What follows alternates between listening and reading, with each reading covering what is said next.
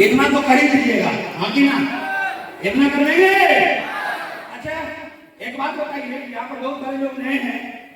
अभी आप लोगों ने देखा बहुत सारे हमारे साथी आए, उनको यहाँ पर सम्मान दिया गया। वो साथी ने जो कहा आपने उनको सुना, लेकिन बहुत सारे नए साथी हैं, उनको कुछ समझ में नहीं आ रहा होगा, हाँ कि ना? बहुत सारे साथी होंगे ना जिनको समझ में नहीं आ रहा होगा। अंदर की बात मैं बताऊं, कितने साथी कितने तो ऐसे होंगे जिनको किडनैप करके पकड़ के बैठा दिया, हमें नहीं पता आपको क्या बोल के यहाँ पर लाया गया, हमें नहीं पता, लेकिन आपको जोर जबरदस्ती पकड़ के कमरा के बुला के बैठा दिया गया, हाँ कि ना? हाँ कि ना? तो आप लोगों से एक सवाल करता हूँ, क्या आप बस चलाना जानते हैं? बस चलाना जानते हैं, लेकिन बैठ के बस में सफर का आनंद लेते हैं, हाँ कि ना? सफर का आनंद लेते हैं। क्या आप ट्रेन चलाना जानते हैं? लेकिन ट्रेन में बैठ के सफर का आनंद लेते हैं, हाँ कि ना? क्या आप प्लेन चलाना जानते हैं? लेकिन प्लेन में बैठ के सफर का आनंद लेते हैं, हाँ कि ना? दुनिया में बहुत सारी जगह ऐसी होती है जहां हमें शुरुआत में बहुत कुछ नहीं पता होता, लेकिन हम उसका आनंद लेते हैं, हाँ या ना? सेफ पक्का। और ये प्रोग्राम भी एक ऐसा ही आनंद है, अभी भले ही आपको इसके बारे में ज्यादा कुछ ना पता हो, लेकिन 3 से 4 घंटा अगर आप लोग यहाँ पर दिमाग का ढक्कन खोल के बने रहे, तो मैं आपको गारंटी देता हूँ कि 3 से 4 घंटा दिमाग का ढक्कन खोल के जो इस मीटिंग में बने रहेंगे, आने वाले समय में जिंदगी का मजा लेने वाले हैं, जिंदगी का मजा लेने वाले हैं। तो जिंदगी का मजा लेने के लिए तैयार है? साथियों, मेरा नाम राजकुमार है, मैं रहने वाला बेगूसराय का बिहार से। पैसे की अगर मैं बात करूं तो मैं पैसे से एक बिजनेसमैन हूं, मैं एक मोबाइल व्यवसायी हूं।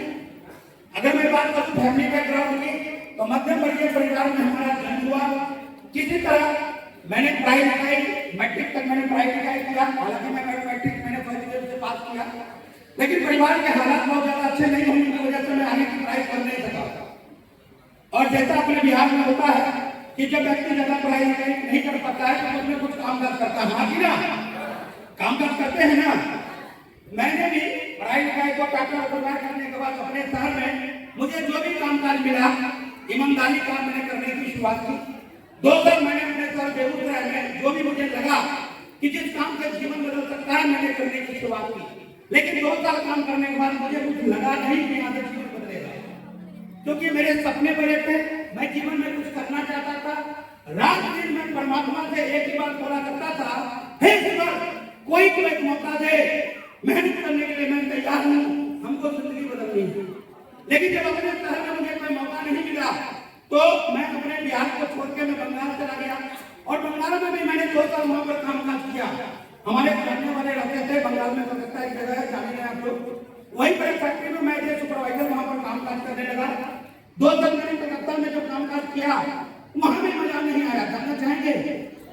जबकि मेट्रोपॉलिटन सिटी महानगर है, महानगर में मुझे मजा नहीं आया। उसका एक कारण था कि मैं सवेरे उठता था और 8 बजे फैक्ट्री के अंदर काम करने जाता था, और रात में काम करके 8 बजे फैक्ट्री से वापस आता था, खाना पीना खाता था, सो जाता था। कल दिन में मैं फिर उठता था, फिर तैयार होकर के फैक्ट्री के अंदर जाता था, काम करता था, घर आता था, खाना खा के सो जाता था। मैं थोड़ा गाँव ग्राम का व्यक्ति, बेगूसराय ऐसा जगह है, जैसा सासाराम में इसी तरह का जिला है ना, इसी तरह का जिला है। और मुझे ऐसा लगता है पर्सनली, हमें और आप में एक बात कॉमन है कि हम और आप जिस परिवेश में रहते हैं, पूरे दिन में अपने 2-4-10 व्यक्ति से बातचीत करना, मिलना जुलना हमें अच्छा लगता है, ये हमारे खून में बसा हुआ है, हाँ कि ना? हाँ कि ना? खून में बसा हुआ है कि नहीं?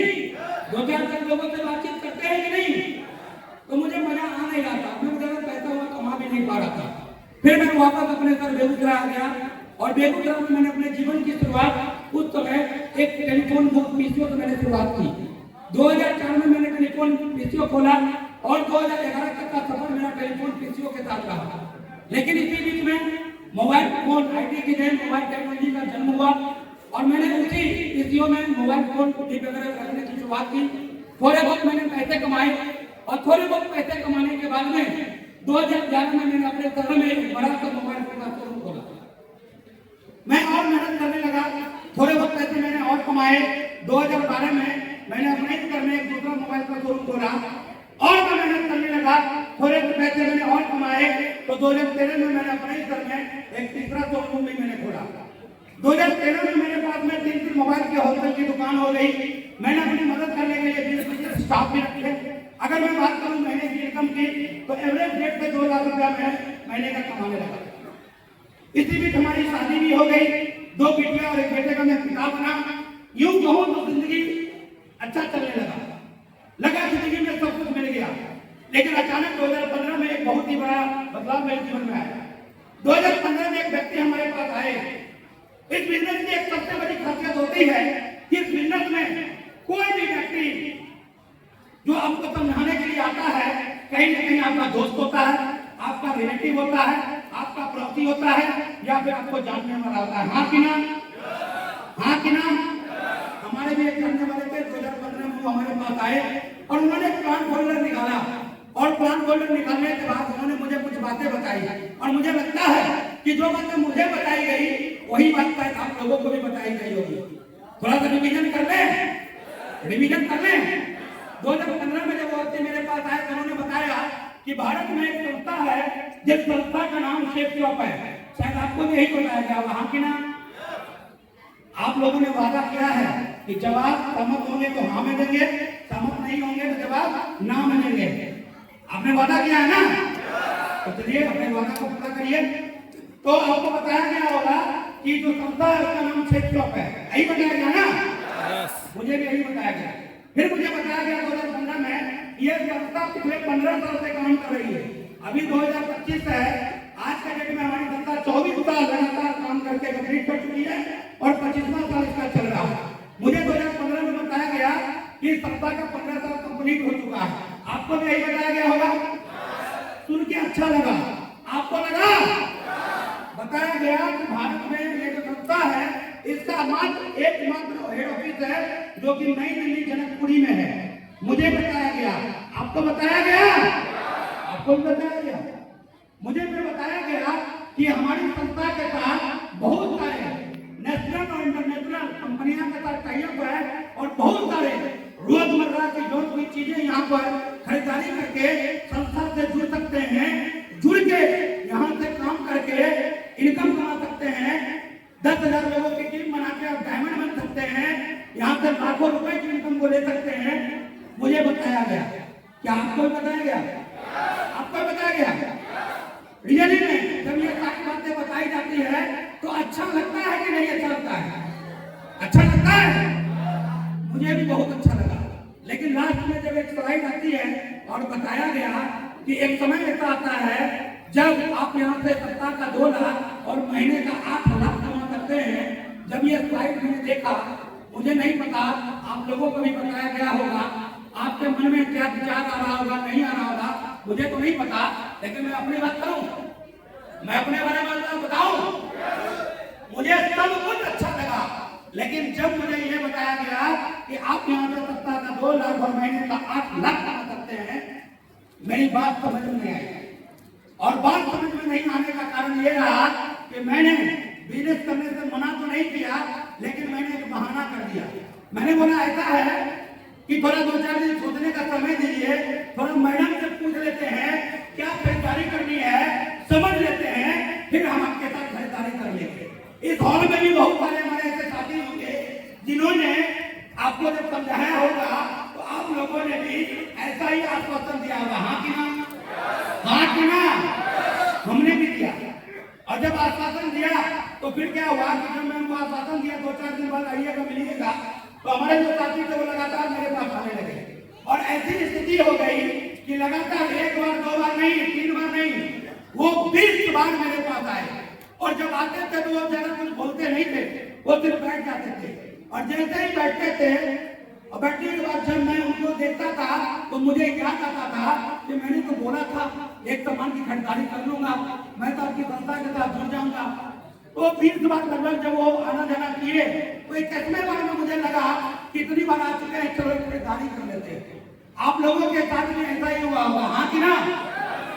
कोई आदमी 2-3 बार में जुड़ गए होंगे, कोई 4-5 बार में जुड़ गए होंगे। आई हॉल में कुछ ऐसे भी साथी होंगे जिनका 20 बार जुड़ गया होगा, लेकिन अभी भी आप लोग आश्वासन दे रहे होंगे, हाँ कि ना? कितने ऐसे साथी है जो भी आश्वासन दे रहे हैं? किराए मंडारी देखो, बहुत सारे साथी है जिन्होंने भी आश्वासन दे रखा है। चलिए भाई, एक बार तालियां बजा दो इनके लिए। Thank you. तो एक कस्टमर बार जब वो मेरे पास आए तो मुझे लगा कि नहीं, अब ज्यादा गलत हो रहा है। हमने वादा किया तो पूरा करना चाहिए। हमने उनकी बात मान के खरीदारी की। खरीदारी करने के बाद फिर उन्होंने मुझे इस कामकाज को शुरुआत करने के बारे में बोला। तो शुरुआत के दिनों में क्या होता है कि लोग खरीदारी तो कर लेते हैं सामने वाले व्यक्ति की बात को मानने से, लेकिन कामकाज करने के लिए समय का मैनेजमेंट नहीं कर पाते, हाँ कि ना? हाँ कि ना?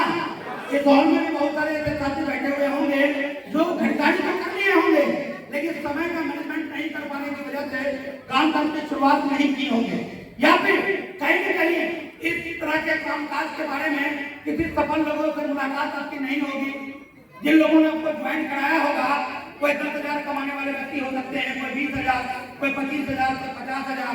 वो अपना पासबुक आपको दिखाते होंगे, अपना चेक दिखाते होंगे, लेकिन 20,000, 25,000, 50,000 के चेक से हम भरोसा नहीं कर पाते और उसी कारण से समय का मैनेजमेंट नहीं कर पाते या फिर उनके साथ काम करने की शुरुआत नहीं कर पाते, हाँ कि ना?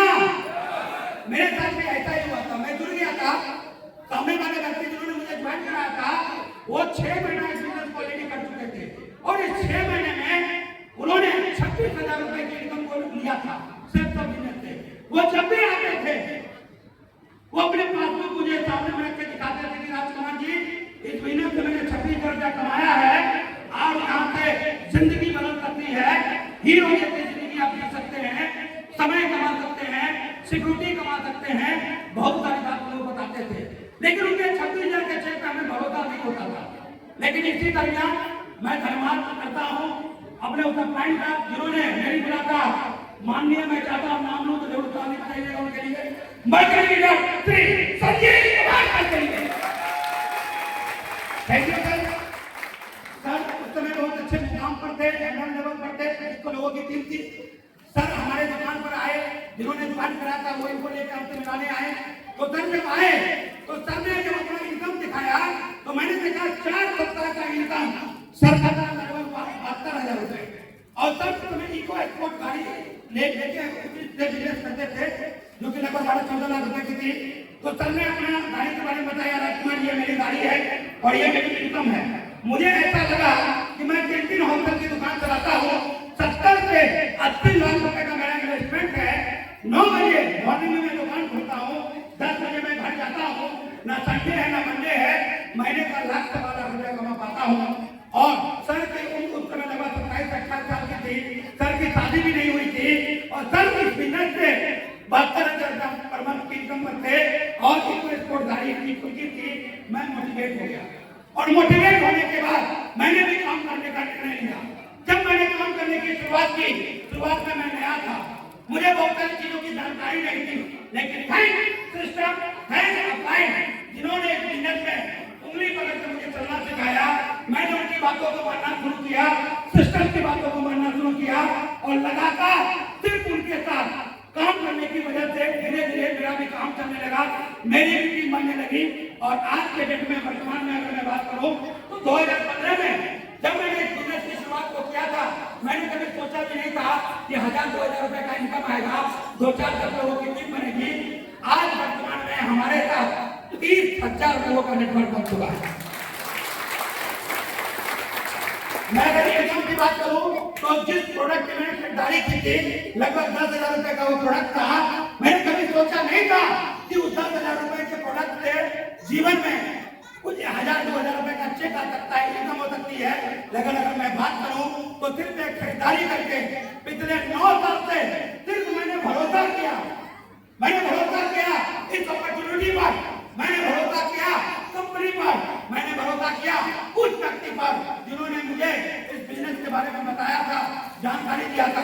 और फिर भरोसा करने की वजह से, थोड़ा बहुत समय का मैनेजमेंट करके काम करने की वजह से अभी तक इस बिजनेस से जो मेरी इनकम है वो इनकम है पूरा 1,30,00,000 रुपए।